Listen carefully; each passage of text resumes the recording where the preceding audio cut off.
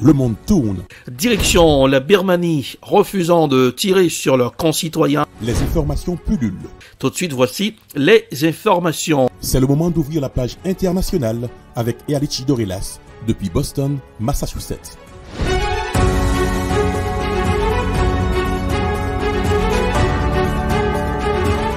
Mesdames, Messieurs, bonsoir. Ravi de vous retrouver ce vendredi. Bon début de week-end.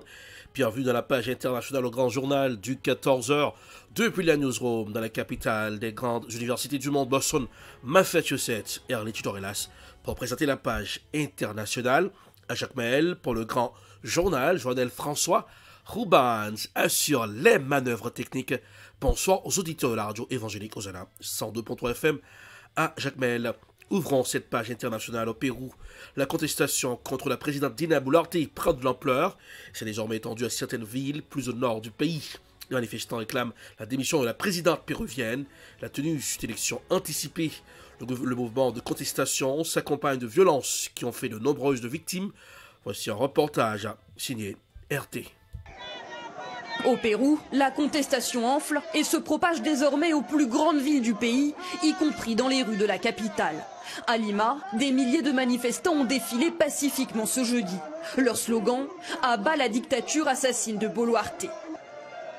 Le peuple exige la démission immédiate de Madame Dina Boluarte. Elle doit payer pour les morts qui sont maintenant presque oubliés. Il y a beaucoup d'indignation, de douleur, de souffrance. Cela cause des dommages psychologiques à toute la population qui est consciente de ce qui se passe dans le pays, surtout avec nos frères et sœurs des autres provinces qui sont tués comme ils le sont. Un massacre total. Plus au sud, à Cusco, l'ancienne capitale inca est également touchée par une flambée de colère sans précédent. L'aéroport a même été fermé. Ce mercredi, des manifestants ont tenté d'envahir les pistes avant d'être repoussés par les forces de l'ordre. Bilan, un mort et plus de 50 blessés. Nous demandons à Dina Boluarte d'être responsable en tant que mère, en tant que fille, en tant que péruvienne. Elle devrait démissionner de son poste et du conseil d'administration du Congrès de la République et l'avancement des élections législatives devrait être à maintenant. Épicentre de la contestation, les provinces du sud du pays concentrent la colère des populations rurales autochtones défavorisées, comme à Puno, Juliana ou à Pumirac. Pour rappel, les manifestations ont débuté le 7 décembre dernier. Depuis, les partisans du président déchu réclament le départ de Dina Boluarte, nommée à la tête du pays après destitution et l'arrestation de Pedro Castillo. Visée par une enquête préliminaire pour génocide, homicide qualifié et blessures graves, la présidente péruvienne, qui a déclaré le 15 décembre l'état d'urgence pour 30 jours dans tout le pays, refuse de démissionner. En un peu plus d'un mois, au moins 42 personnes sont mortes dans des affrontements avec les forces et l'armée. Face à l'ampleur de la crise, une délégation de la Commission interaméricaine des droits de l'homme est arrivée à Lima ce mercredi. Pendant ces 3 jours, nous allons vérifier la situation des droits de l'homme. L'idée est d'avoir l'écoute la plus large possible de toutes les voix. Le premier message que je veux délivrer est un message de solidarité envers les proches des victimes. Nous regrettons la perte de vie humaine durant ces jours au Pérou, que ce soit les personnes qui manifestent et un membre des forces de sécurité.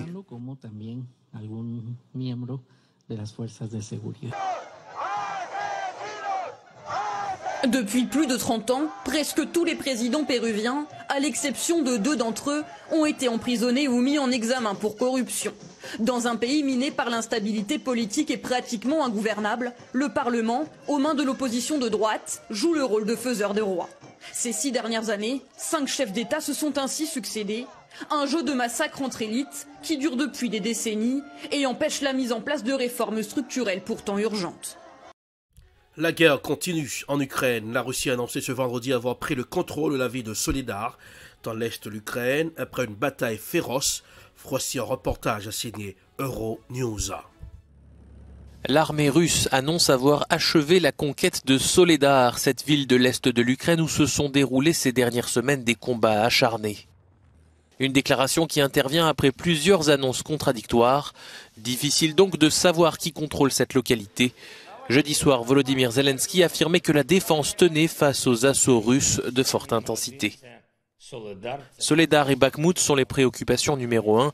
Il s'agit de la bataille pour le contrôle de la région de Donetsk, a déclaré Volodymyr Zelensky dans sa prise de parole jeudi soir. Nous avons analysé en détail les mesures à prendre pour les prochains jours, notamment au niveau de la fourniture d'armes et de munitions aux troupes et du contact à maintenir avec nos partenaires, a dit le président ukrainien.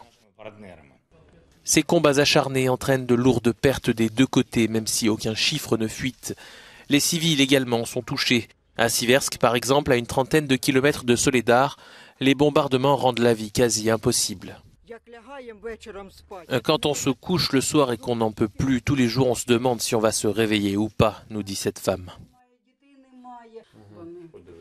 Il y aura bientôt la paix. Je pense que nous aurons bientôt la paix, nous dit cette autre résidente de la ville de Siversk. Je pense que très bientôt, nos hommes vont chasser les Russes, dit-elle. La conquête de Soledar, si elle était confirmée, serait la première victoire russe depuis des mois, après une série de revers humiliants. Aux États-Unis, c'est la deuxième fois cette semaine que des documents classés confidentiels sont retrouvés dans les lieux où Joe Biden a travaillé ou vécu. Une affaire embarrassante pour les démocrates, alors que les autorités enquêtent sur la gestion des documents top secrets trouvés chez Donald Trump. Voici un reportage signé TV5 Monde. C'est une affaire dont Joe Biden se serait bien passé. Un petit nombre de documents classés confidentiels ont été retrouvés dans le garage de sa résidence privée à Wilmington, dans le Delaware. De retour de son déplacement au Mexique, le président américain, embarrassé, tente de se justifier. Les gens savent que je prends au sérieux les documents classifiés. J'ai également dit que nous collaborons pleinement avec le ministère de la Justice. Dans le cadre de ce processus, mes avocats ont examiné d'autres endroits où des documents de mon mandat de vice-président étaient stockés et ils ont terminé l'examen hier soir. Le ministère de la Justice a été immédiatement avisé et les avocats se sont arrangés pour que le ministère de la Justice prenne possession du document. Une dizaine de documents de ce type avaient déjà été retrouvés dans un ancien bureau du président à Washington. Tous datent de l'époque où Joe Biden était vice-président de Barack Obama. Pourtant, la loi oblige les chefs d'État et leurs collaborateurs à transmettre l'ensemble des documents de travail aux archives nationales. Le camp républicain s'empare immédiatement de l'affaire et appelle le Congrès à enquêter. Un autre faux pas de l'administration Biden. Ils interprètent la loi différemment en fonction des convictions politiques. On traite l'ex-président Trump d'une certaine manière, mais on traite le président Biden d'une autre. C'est pourquoi notre comité doit s'occuper de la façon dont cet événement a été géré pour être sûr que chaque Américain soit traité de la même manière.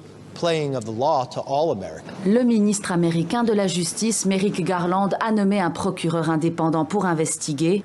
Des révélations embarrassantes pour le camp démocrate, alors que les autorités enquêtent depuis des mois sur les documents confidentiels saisis chez son prédécesseur Donald Trump dans son club privé de Mar-a-Lago, en Floride. 10 millions de dollars, c'est la forte somme offerte par les États-Unis pour capturer un terroriste somalien, Mohamed Abdi Aden, cerveau de l'attaque perpétrée dans un hôtel au Kenya il y a 4 ans. Voici un reportage signé Africa News. Les États-Unis annoncent qu'ils offrent une récompense pouvant atteindre 10 millions de dollars pour toute information pouvant mener à la capture de Mohamed Abdi Aden. Cet homme est décrit comme le cerveau terroriste de l'attaque meurtrière d'un hôtel à Nairobi au Kenya il y a 4 ans. Une attaque revendiquée par le groupe affilié à Al-Qaïda, Al-Shabaab, qui avait fait au moins 21 morts. Nous saluons donc l'annonce d'aujourd'hui que votre Excellence fera sous peu pour demander l'arrestation du terroriste recherché et cerveau de l'attentat du site D2 de 2019 qui a entraîné la perte de 21 vies. Aujourd'hui, j'annonce une récompense pouvant aller jusqu'à 10 millions de dollars pour toute information menant à l'arrestation ou à la condamnation dans n'importe quel pays de Mohamed Abdi Aden et de tout autre individu ayant commis, tenté de commettre ou conspiré à commettre ou aidé ou assisté à l'attaque de 2019 contre le complexe hôtelier du site D2 à Nairobi au Kenya.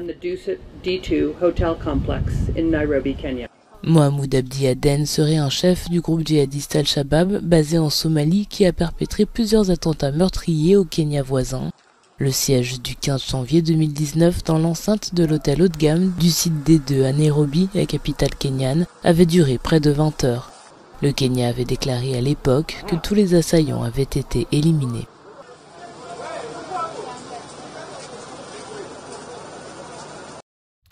Un petit mot de sport avant de clore cette page internationale. Benjamin Mendy a été jugé à l'unanimité ce vendredi, non coupable des 6 des 7 viols pour lesquels il a été jugé depuis le mois d'août en Angleterre. Benjamin Mendy, joueur de Manchester City. Écoutons l'extrait de l'émission sur RMC Sport. Benjamin Mendy est reconnu non coupable, Loïc Braillet, de 6 des viols desquels il était accusé. Alors pour l'instant, ce n'est pas encore tranché pour la 7e personne. Voilà.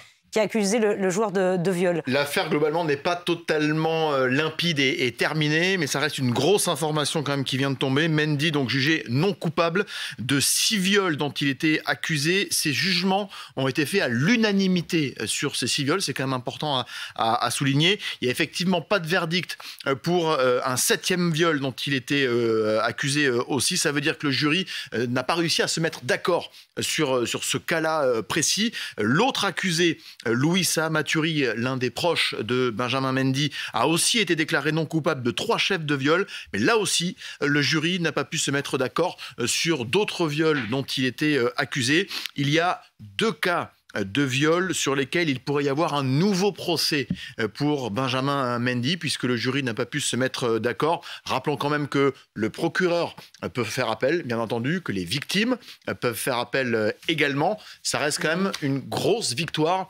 pour Benjamin Mendy. Est-ce que vous pouvez nous remonter un peu le fil de l'histoire, Loïc, autour de Benjamin Mendy? Ça remonte à plusieurs mois maintenant. La procédure judiciaire a duré longtemps. Il y a eu le Covid qui l'a retardé, mais Benjamin Mendy avait été reconnu coupable d'agression sexuelle, de viol. Ces faits qui s'étaient déroulés dans sa maison, dans sa vaste maison de Manchester. On rappelle que Benjamin Mendy, champion du monde 2018, est un joueur de Manchester City, dont il est toujours sous contrat. Son contrat avait été suspendu le temps de la procédure. Et effectivement, lorsque les premières plaignantes avaient accusé Benjamin Mendy de viol, une longue enquête avait été faite et effectivement, il y avait eu beaucoup de chefs de viol, 7 notamment concernant Benjamin Mendy, qui avaient été soulevés durant l'enquête. Il avait pris l'une des meilleures avocates du Royaume-Uni pour le défendre, qui avait tenté de démonter les accusations une par une lorsque le procès s'était ouvert et avait donné la parole à la défense notamment. Il avait été extrêmement assidu sur sa présence au procès, comme le montrent ces images-là. Et donc, on attendait depuis quelques jours la décision. Et c'est donc tombé aujourd'hui non coupable pour 6 des 7 viols dont il était accusé. Et voilà, c'est la fin de la page internationale pour ce vendredi. Merci de l'avoir suivi. La production est Cinet Prod. Réalisation Télé Beltop pour le camp de la radio évangélique Osana 102.3 FM à Jacmel. Pour présenter la page internationale Erlich Tutorelas depuis la newsroom dans la capitale des grandes universités du monde. Côté température pour aujourd'hui, il fait beau temps mais il va pleuvoir. La température pour Boston, 58 degrés Fahrenheit. Ah oui, c'est bon, hein? En plein hiver, 58 degrés Fahrenheit, ça fait du bien. 14 degrés Celsius, même quand il va pleuvoir. À Jacmel, 83 degrés Fahrenheit, 28 degrés Celsius. Bonsoir Joannel, bonsoir Aubans, bonsoir aux auditeurs de la radio évangélique Osana 102.3 FM à Jacmel. Passez un excellent vendredi, bon week-end et gardez le sourire, car le sourire, ça rajeunit le visage. Bonsoir, à lundi. C'était la page internationale avec Erlich Dorelas.